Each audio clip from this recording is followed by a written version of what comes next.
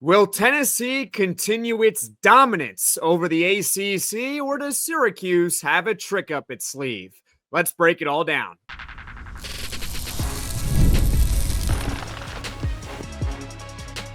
You are Locked On Vols, your daily podcast on the Tennessee Volunteers. Part of the Locked On Podcast Network, your team every day. Hello, everyone, and welcome into this Locked On crossover edition. I'm Jackson Holzer, the host of Locked On Syracuse. That's Eric Cain, the host of Locked On Tennessee Volunteers. And I think you know what we're going to be doing here on today's show. We're breaking down both teams, Tennessee and Syracuse, and giving our game predictions ahead of Syracuse and Tennessee, their week one battle on Saturday down in Atlanta, Georgia at noon Eastern. And before we get to everything, today's episode is brought to you by FanDuel. Football season is around the corner. Visit the FanDuel app today and start planning your futures bets now. So the way this show is going to work, the beginning of this podcast, I'm going to be asking Eric all things Tennessee heading into this season. Then in segment number 2,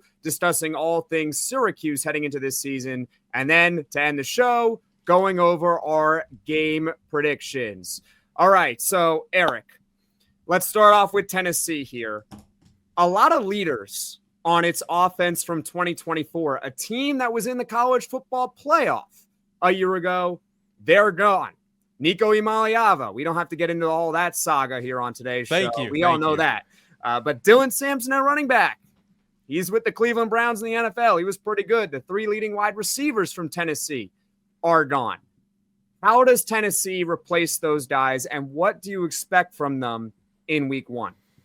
Yeah, it's a $1 million question, right? And like Syracuse, Tennessee, I know Syracuse is dealing with the same thing, losing a quarterback, and, McCord was much more productive than Nico was, but losing a really good quarterback, losing a lot of star power on the offensive end.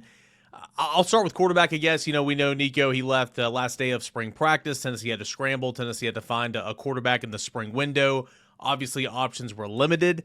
I think Tennessee did a pretty good job, all things considered. Joey Aguilar essentially kind of doing the swap-a-roo there with UCLA, and we'll see what Aguilar is all about. His journey, 2 different high schools, junior college, Appalachian State, where he broke out, and he was a phenomenal Sun Belt player.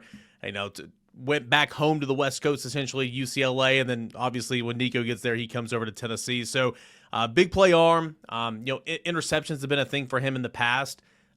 Typically, Tennessee's quarterbacks under Josh Heupel don't turn the football over. We'll see if that's evident in game 1 of his career with Tennessee. But we'll see what Joey Aguilar is all about. The wide receivers, man, the wide receiver position last year wasn't very good for Tennessee. So, they've only got 7 scholarship guys in the room right now. So they're kind of a twisted ankle away from being, 1 or 2 of those from being in a pickle. And that's kind of where Tennessee was in fall camp. But still a lot of talent. Mike Matthews, Braylon Staley, Chris Bradsell comes back. He played a lot last year. Got 2 freshmen in Travis Smith, Rodarius Jackson, highly rated 4-stars that they're excited about. So I'm intrigued to see what wide receiver looks like. Running back, Tennessee's ran the football for over 2,500 yards all 4 years under Josh Heupel. He's proven that he can run the football with anybody back there. And not taking anything away from Dylan Sampson, he was phenomenal. He was the workhorse. And Tennessee brings back some experience in Deshaun Bishop, Peyton Lewis. They add Star Thomas. I think Tennessee's going to be able to run the football well. And the scheme that they do really kind of allows that. They spread people out. They create running lanes and all that. And so Tennessee's got to replace 4 starters on the offensive line. It's another question. I do think maybe not game 1, and that's good for Syracuse, but I think this offensive line will end up being better than what Tennessee had last year because I think that they're bigger, more athletic. That line last year was hurt and beat up a lot. So a lot of question marks offensively. So how does Tennessee replace all that? I don't know. It's not going to be a finished product week 1. That is for sure. But expect Tennessee to run the football. Expect Tennessee to run some 12 personnel, 2 tight ends. Tight ends are a strength for this offense. And expect Tennessee to run some tempo because typically they start the season really fast. And when they might slow down when you get an SEC play, it's still like teams like Syracuse never seen that tempo before. So I think Tennessee will be relentless with the tempo offensively and try to use that to its advantage. Eric, overall, what do you think the strengths of Tennessee are this season? Defense. Easy. James Pierce, first-round pick, gone to the Atlanta Falcons. Stats-wise, wasn't as good as his 2023 season, but he was still one of the biggest disruptors in the backfield in all college football, according to Pro Football Focus stats and all that. So James Pierce is gone.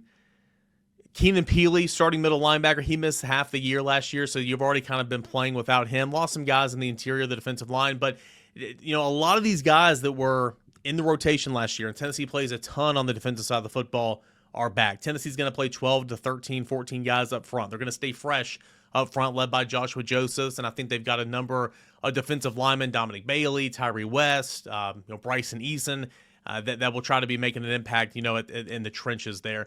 Linebacker, I think they're deep. They got a lot of young guys that have grown up. Arion Carter's kind of the leader of that group. Jeremiah Thielander, Edwin Spillman, all those guys have played football before. Then you go in the back end, and I'm sure you'll ask me this later. I'll go ahead and answer it now, I guess. All-American cornerback Jermon McCoy, they're not going to play in this game. We'll see when he gets back. Tennessee's hoping that it won't be much longer, but working off a torn ACL in beginning of January, he was training after the season was over. So that's a win for Syracuse, right? I mean, that's first-round pick. That's arguably the best corner in the nation. He's not going to be playing in this game. At least, that's the belief right now. Ricky Gibson on the other side is an experienced guy. He is he made some money last year, and this is, if he has a good year, he's going to go to the draft this year. So Ricky Gibson's a good one. Boo Carter, there's been some off-the-field issues. We'll see how much he's involved week one. He plays that nickelback, the star position. But if he's on the field, he's a game breaker. And I like this, the depth and the versatility of the Tennessee secondary. I think the Tennessee secondary, when everybody's healthy and accounted for, is going to be the strength of this unit. So to answer your question again, strength of this team, running the football offensively, but defense is going to lead the way, just as defense led the way a season ago when Tennessee made the CFP. I was going to actually ask you about the secondary because I've been following along a little bit, and I know that Jermon McCoy, his status for Saturday's game was definitely in question. Thank you for sharing that. He's most likely not going to play against Syracuse in week one. Obviously, Syracuse fans, that's a good sign. We wish everyone full bill of health, but you know what? We want to win the game too. So no Jermon McCoy, that's a good sign for Syracuse football, at least passing wise. But I was going to definitely ask you about the depth of the secondary. Thank you for answering that. I want to go back to Joey Aguilar, though, the quarterback. You mentioned running the football. How much do you think Tennessee's going to utilize him in week one? Do you really think they're going to put him in harm's way, force him to make some big-time throws against Syracuse? Or do you think they might come out more conservative, try to establish that run game against Syracuse and try to bully them up front? Well, I think they're going to try to establish the run game for sure. And I mean, Tennessee does that each and every game. I mean, the misconception about Josh Heupel's offense is it's this air raid, throw, go and show and go and all that. And I mean, yeah, there's part of that, especially earlier on in 21 and 22. But man, they always run the football, and they always try to establish that run and then build off that run. So I think certainly with the new quarterback, all the questions you have offensively, Tennessee's going to rely on that run game. But they might try to ease Joey Aguilar in a little bit. But no, I think they're going to turn him loose, see what he can do, and put him in some positions to where he's got to go out there and make the play or make the right read or whatever to see kind of what they have in their starting quarterback, right? That's why you brought him here, and he's got that experience, not the SEC level, but he's played a ton. He's played a couple of ACC schools during his time in the Sun Belt, so I think they'll try to get him comfortable for sure. But I think they're going to let it rip a little bit and see what he's got and see kind of what he can bring to the table here in week one. Especially, this is certainly not like a tune-up game or anything, but you want to see what you have in your quarterback certainly before you hit that grind of the SEC slate. And I think against Syracuse, that's a really good opportunity for him to showcase some of that. I definitely agree with that. Is there anything on the injury report that we need to be aware of aside from Jermon McCoy? Offensively, they've had some receivers beat up in preseason. Braylon Staley missed some time. Chris Brazzell missed some time. Mike Matthews missed some time. But I think all those guys are going to be ready to roll. We'll ask about that this week, but I think all those guys are going to be good, if not, two-thirds of them. I think they're pretty healthy on the offense. Jermon McCoy is the big one defensively. They had a defensive lineman, David Hobbs, who, former 5-star, really good player. But again, he's one of 13 up front, right? He's going to miss a couple of weeks, so he won't play in this game. But overall, I think this team is kind of where you want them to be, right? Healthy, ready to roll for the season to start, because again, that season doesn't matter if you're in the ACC or the SEC or wherever, it's a grind, and you're going to have some bumps and bruises along the way. But it feels like Tennessee's starting off in a pretty good spot, minus Jermon McCoy. And then, of course, the Boo Carter situation, that's nothing injury related. And I think he'll be available for this game. I don't know if he's going to play 70 snaps on defense, because I think he's still working himself back into, earning the trust from the coaches, his teammates, all that and more. Well, he's also got to get into game shape. Yeah. It's as simple as that, right? And he Mhm. probably maybe plays 50% of the time. I think that's a good target for him. I mean, Yeah, they we'll shouldn't see. need him I think 100%. he's a dynamic punt returner as well. So Okay. like maybe he returns punts and they kind of ease him in on defense a little bit. I don't know. We'll have to ask Josh Heupel this week. We've tried to keep tabs on that every week in spring ball, and he never really given us an answer. But if he's out there, that's a good point. If he's out there, he is a dynamic punt returner. So like I would be game planning special teams wise to not give him a chance to return a punt if he's back there. Well, you know what's unfortunate about Syracuse is that last year I think they had the worst special teams in the ACC, if not the country. So they got a new special teams coordinator this year. Hopefully they are a lot better and they can slow down Boo Carter, assuming that he is on the field. Eric, is there anything else you'd like to add about the Tennessee Volunteers for 2025? I think this is a good football team. I know there's a lot of questions. I know there's a lot of pessimism from the national media, and I get it. You lose James Pierce, Dylan Sampson, Nico Saga. Like I understand it. This is a really good roster. It's open season, right? I think that Tennessee can be pretty solid. I think Tennessee, I think the floor, in my opinion, is like an 8-4 season. I think this is a good roster. So, say stay healthy, quarterback hits, who knows?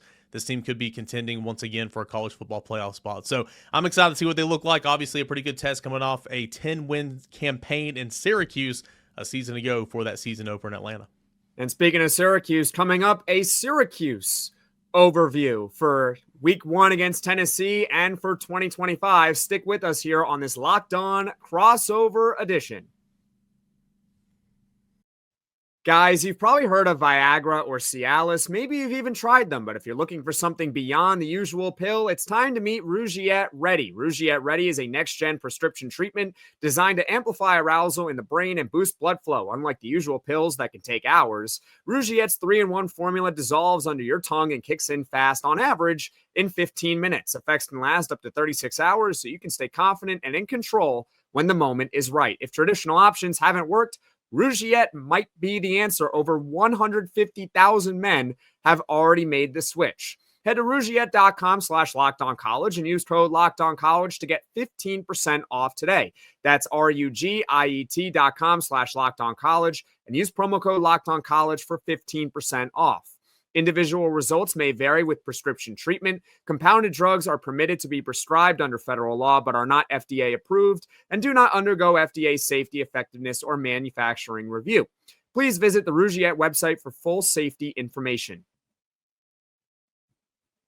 Hey, welcome back into your Monday morning Locked On crossover. I am Eric Cain with Locked On Vols. That is Jackson Holzer from Locked On Syracuse. Tennessee and Syracuse getting the season underway Saturday, Mercedes-Benz Stadium, Atlanta, Georgia, a neutral site game. Tennessee coming off a 10-3 season, and it was Syracuse coming off a 10-3 season as well. 5-3 in the ACC. Real quick before we get into all the departures and how different this looks. I mean, Syracuse last year, great season, played spoiler. Not Miami out of the college football playoff. Had a record-setting quarterback in Kyle McCord. And, Fran Brown, really, really good coach. Of course, he spent a long time or a couple of seasons with Georgia. Obviously, I think that he's a bright head coach in the making, if you will. I think he's got his work cut out for him a little bit, just replacing all of the star power that left. But I like what Syracuse did last year, especially towards the end of the season, and you hope that some of that makeup and some of that depth can carry over into the 2025 season. Yeah, of course. This is a big prove-it season for Syracuse. Last year was awesome. Fran Brown was able to keep a lot of the talent that was already remaining. And of course, the big one, getting Kyle McCord at quarterback. And look, I thought he was going to be better than a lot of people thought. I actually predicted him before the season to be second team All ACC. Lo and behold, that's where he finished. He was right behind Cam Ward, who was first team All ACC and of course, number 1 pick in the NFL draft. That being said, I did not expect him to set ACC records. I did not expect him to break records that were held by Clemson's, Deshaun Watson, and all the other previous great quarterbacks in the ACC. He really only had, in 13 starts, he had 1 bad game. Every other game, he was at least average to above average, and most of the time, he was the best player on the field, regardless of the team. How Syracuse replaces him? Well, Steve Angeli. Quarterback competition, just like Tennessee had this summer, right? Both teams had a quarterback competition. Steve Angeli had to beat out Ricky Collins, a transfer from LSU, and we'll see how he does in week 1 against Tennessee, making his first career regular season start. He has made one start before, but that was the 2023 Sun Bowl for Notre Dame. First career regular season start, week 1 against Tennessee. You know, I'm sorry to cut you off. I was going to say the diehard fans for Tennessee know exactly who Steve Angeli is, right? He was one of those guys in the transfer portal when Tennessee needed a quarterback. So a lot of fans, myself included, saw Steve Angeli. Who is this guy? Okay, this dad, he did this, he did that. So I'm pretty familiar with Steve Angeli. My question for you is, what did he do to win the job coming in summer when, correct me if I'm wrong, Ricky Collins was here for spring ball? Like, why? Ricky Collins had the upper hand. How did Steve Angeli win this job?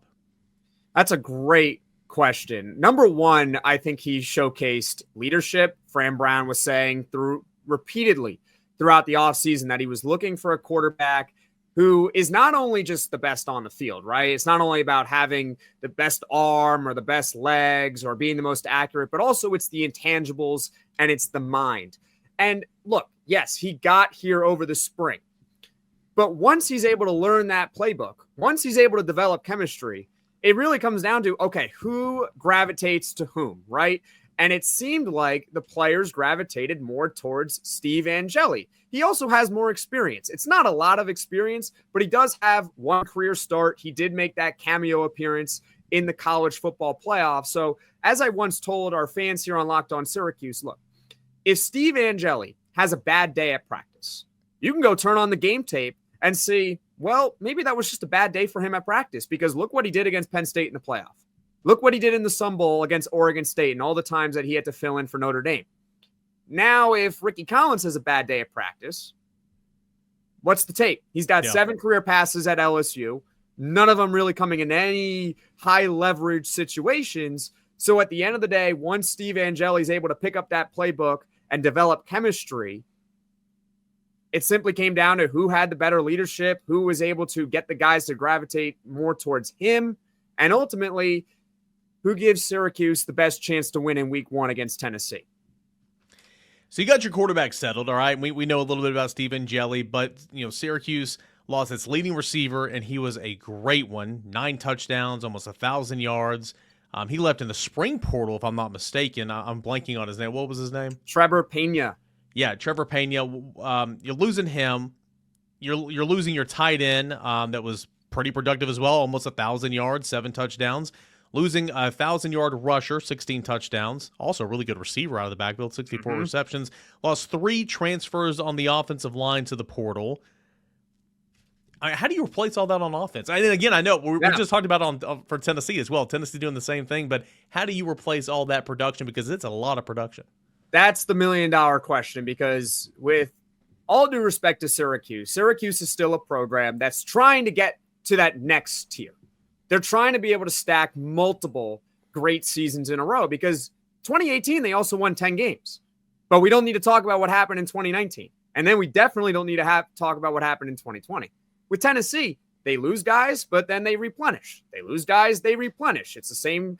That's what's called a really good program, right? And I'm not just saying that because you're the host of Locked On Vols. You can go look at the track record of Josh Heupel. Every single year, Tennessee seems to have a really, really good team. Syracuse trying to get there. So how are they replacing those guys? Well, we already talked about quarterback. You got Steve Angeli. Tight end is a little bit more concerning. They're going with Dan Villari, who is a veteran. He's kind of a Swiss Army knife. He used to play quarterback over at Michigan. He transferred a few years ago to Syracuse. He can run. He can catch a little bit. He can block a little bit. Is he better than Oronde Gadsden? Absolutely not. Sorry, Dan Villari. Love you. You're not better than Oronde Gadsden, who's currently in the NFL with the Chargers. At wide receiver, I think they're going to be okay. Yes, they lost Trevor Pena. The guy replacing him, though, is a former 5-star recruit in 2023. His name, you might be familiar with him because he played in the SEC last year, Jonte Cook from Texas. Jonte Cook, he's got an interesting past, to say the least.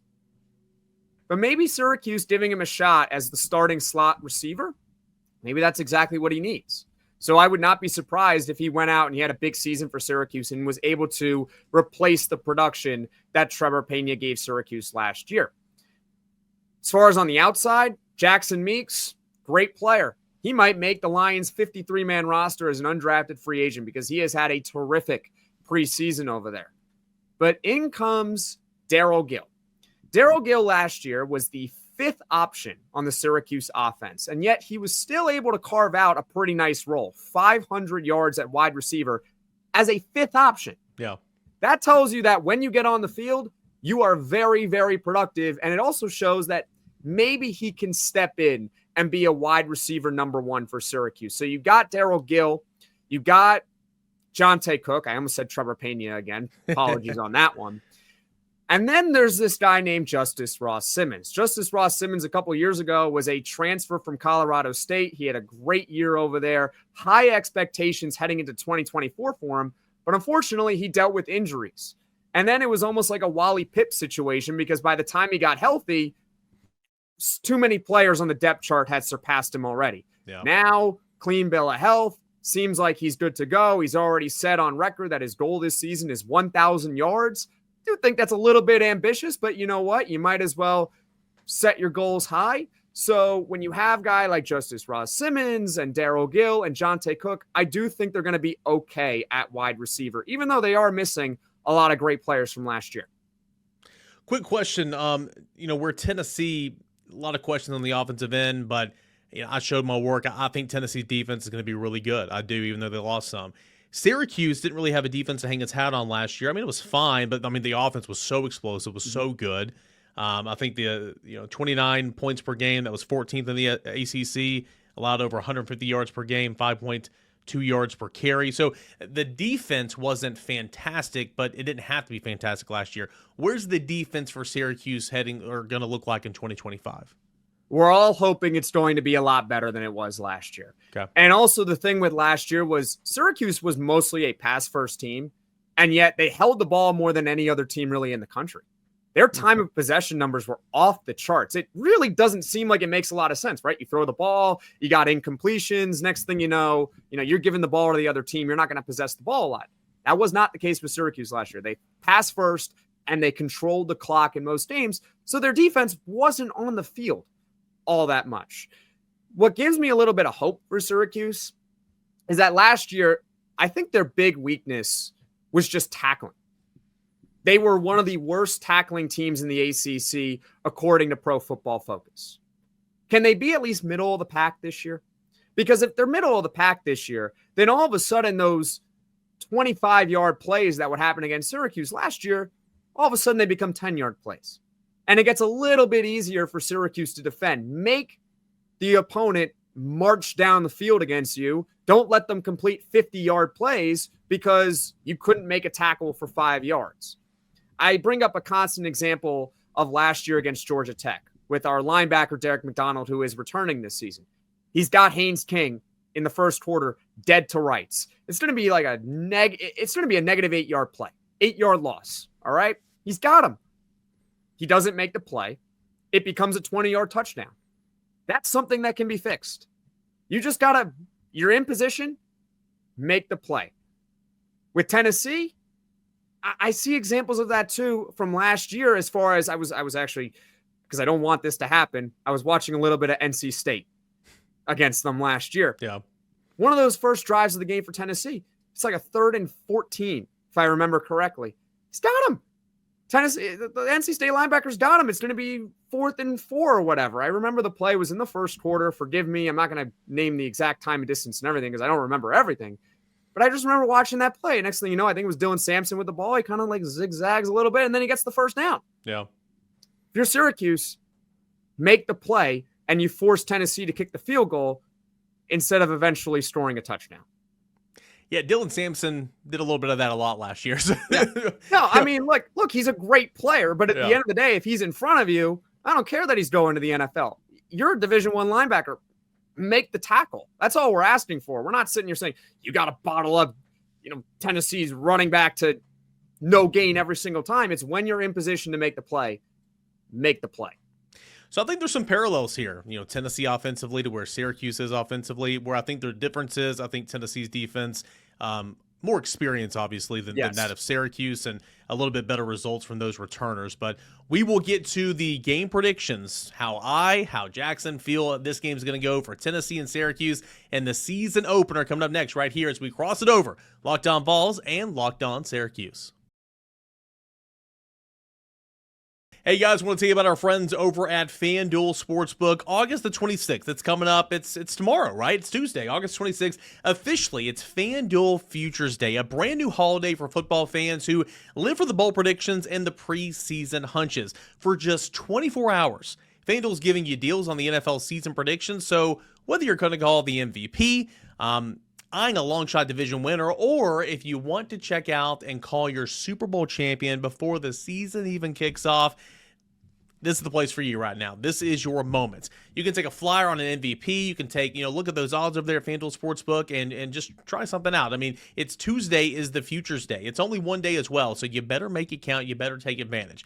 How do you take advantage? How do you make it count? Well, visit FanDuel.com today or check out the FanDuel Sportsbook app today. Start planning your future bets right now because Future Day, again, it's just one day. It's tomorrow. It is August the 26th. Make it count. FanDuel, where you can play your game. We've heard about Tennessee. We've heard about Syracuse. Let's get into the game prediction for next Saturday at noon Eastern down in Atlanta, Georgia. Syracuse taking on the Tennessee Volunteers. Eric, I'll start with you. And instead of the traditional, what's your game pick? What's your score prediction? We'll do a little bit of fill in the blank game, okay? Okay. Tennessee wins this game if Tennessee wins this game if it wins the run game. Tennessee, has over, as a team, 150 yards. Tennessee's got a very good record in that regard. If Tennessee's going to share the ball a little bit, not Dylan Sampson anymore, Deshaun Bishop, Peyton Lewis, Star Thomas. But if Tennessee wins the ground game, I think Tennessee's going to win this game. So if Tennessee wins the battle of the rushing, then I think Tennessee's going to win this game. Interesting that you said that, because I think Tennessee wins if they can establish the pass game, because I think Syracuse is going to do everything in their power to try to slow down the Tennessee run game. And don't get me wrong, Tennessee might be able to just run up and down the field on Syracuse. I would not be surprised, and your analysis is spot on with that. But let's say Syracuse, they are able to manage the run game. They hold down Tennessee just a little bit. If Joey Aguilar comes out slinging, and he goes for 300 yards, completes 65% of his passes, limits his turnovers, Syracuse doesn't have a chance. They're just not going to beat Tennessee because eventually if they can get their pass game going, they're going to be able to run the ball too as well. Yeah, and again, I haven't, I've watched some tape on Joey Aguilar, but I've not covered him. I haven't watched all of his games. So again, like a lot of this, just like with everybody else, I'm just intrigued to see how he goes out there. I'm intrigued to see how he handles adversity. I'm intrigued to see how he handles blitz picks-ups and different looks in the back end and all that, to see how, he audibles off that, or he checks away from that, or he goes right into it. I don't know. I'm pumped to see how he does. And because I agree with you, man, if he goes out there and starts humming and he does what he did at Appalachian State, and again, he did this against some ACC schools. Again, he played a Sun Belt conference, but they played some non-conference games. He's capable of doing that, man. I think it's game over with everything that Tennessee has with that defense and that run game. But I'm intrigued to see what that looks like as well. For Tennessee, I guess for Syracuse, rather, if Tennessee has to throw the football to beat Syracuse, what does Syracuse need to do to beat Tennessee? I think that Syracuse on offense has to limit turnovers as much as possible. Early last week, I did a podcast talking about recent ACC over SEC upsets, and there really aren't a lot of them. A lot of times when the ACC does beat the SEC, they were either favored or they were two really, really good teams, right? But one thing that each upset has in common is that the ACC team limited turnovers. It's not necessarily about forcing a ton of turnovers on Tennessee, but if Syracuse doesn't make any big mistakes on offense, they're going to give themselves a chance to win this game. Now, I flip it over to the defense. You got to make one big play. Maybe you got to get a defensive touchdown. Maybe it comes on special teams. Maybe you get like a kick return touchdown, a punt return touchdown, something. Think about it this way, Syracuse fans and Tennessee fans. This is good information for you as well. When the Orange beat Miami last year at home, there was one play that I thought more than any other play completely changed that game. And it was Devin Grant forcing a fumble on Xavier Restrepo after he had already picked up a first down. And then Devin Grant takes it all the way for a fumble return touchdown. I think Syracuse, in order to win this game against Tennessee, they are going to have to make one of those big-time plays that it becomes a 10-point swing, a 14-point swing, something like that. If you go check FanDuel right now, Tennessee is a 13.5-point favorite. If you get a pick six, that 13.5-point favorite, it goes away because right there, it's a 14-point swing in favor of Syracuse. So you got to limit turnovers as much as possible. And on defense, all we're asking for is one big play. Yeah, that line over at FanDuel Sportsbook, 13.5 in favor of the Volunteers. The total at 50.5 over at FanDuel Sportsbook. I think Tennessee defensively, I'll give my defensive take, and then we can get into game predictions officially. I think Tennessee's got to be great on third down. Tennessee was one of the best third down defenses in all the country last year. I think Tennessee is one of the best red zone defenses as well. So, I mean, you can move the ball, that's fine. But, when you get down to the red zone, bow up a little bit, and Tennessee did a great job in that regard. And again, Tennessee was really, really good on third down. So I think if you handle those two aspects, you're going to be in good shape. But more than anything, like on offense, establish run, defense, do what Tennessee does best. Shut down that run. Put the game in the hands of Steve Angeli. Make him go win it. Again, he's got a little bit of experience. He's played in the college football playoff. He's been on good teams before, but he's never been the guy. Week one, game one, the entire country's watching you, right? You're playing a good team in Tennessee. It's a neutral site field, but Tennessee fans are going to there's going to be more Tennessee Orange than Syracuse for sure because Tennessee fans travel, but obviously it's just a few hours away.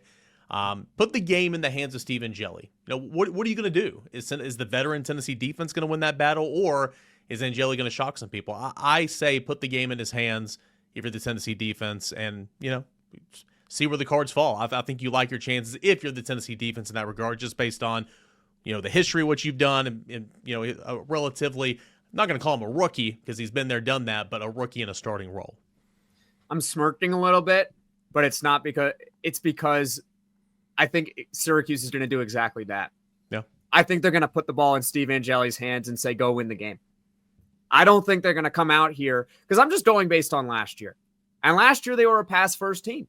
They put the ball in Kyle McCord's hands and said, all right, man, take us to the promised land. Make all the right reads, make the right decisions, deliver the ball on time and accurately. They are probably going to do the same thing with Steve Angeli. They're not the same quarterback exactly, but I don't think Syracuse all of a sudden is going to completely change its system. In fact, they're not changing their system. Fran Brown confirmed it at ACC Media Day. Same system. They're going to do the same thing. So, Eric, you're saying, hey, Tennessee, force Syracuse to beat you with the pass game. I think that's exactly what Syracuse is going to try to do anyway. I don't think it should play into the hands. I mean, you should feel good about that if you're Tennessee because, again, even though McCoy's not out there, we'll see where Boo Carter is. You still like your secondary a lot, and so you got faith in that back end of the defense and that defensive line to go put pressure on them. So it should be a good game, no doubt. Jackson, what do you like about this game? What are your thoughts going into this game? What is your score prediction? And I'll say this: it's the beginning of the week, so you and I can both change this later on in the week. But give me your score prediction here on a Monday. Oh goodness, you're putting me on the spot here. All right. Syracuse fans, please don't be mad at me. I'm nervous. Okay. I think Syracuse is going to cover, but I think Tennessee wins this game. What I'm hoping for is that it's a one-score game in the fourth quarter. If it's a one-score game in either direction in the fourth quarter, anything's possible. And make Tennessee maybe sweat a little bit. Make them sweat a little. Make them think. Plant that seed of doubt in their mind. It's kind of like in basketball and March Madness when you're in the first or second round and you got that high seed versus the low seed, and all of a sudden it's kind of a close game towards the end of the second half. Who do you think that tends to favor? It tends to favor the team that's going for the upset. There's a little bit less pressure on them. So if you're Syracuse, keep it as close as possible in the fourth quarter. But ultimately, I do think Tennessee makes that extra play. Steve Angeli, with a few minutes to go, he throws that interception, a killer backbreaker. Tennessee goes down the field. They score that insurance touchdown, and they get the win over Syracuse 31-20. 31-20. All right. So for me, it's weird, man, because again, Syracuse had a great year last year. I told you I like Fran Brown a lot. I liked the pieces last year, but those pieces are gone. And I've talked about the defense where it's similar with Tennessee, but you can kind of hang your hat still on the defense. Can't necessarily do that with Syracuse, okay? I still think Tennessee's roster is really, really good. And I think a lot of that's just kind of the nature of, you got – one of the better teams in the SEC against, a team from the ACC, year over year over year. So I'm going to pick Tennessee to win this game. I think Tennessee will cover. I think Tennessee wins by, give me, I'll call it a 14, a clean 14, 2 touchdowns. Give me 28-14. Give me 28-14 Tennessee, which, is not a very high scoring game, right?